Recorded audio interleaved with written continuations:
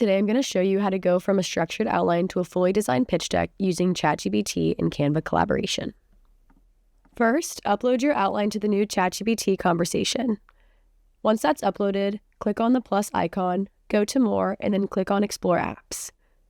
This takes you to an entire web page dedicated to all the apps that can collaborate with ChatGPT. Once you find Canva, click on it, press Continue, press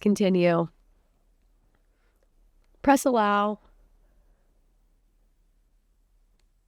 and then start chat. Now give your prompt. For today, we're creating a pitch deck from the outline. From there, Canva is integrated with chat and creating multiple pitch deck options for us to choose from.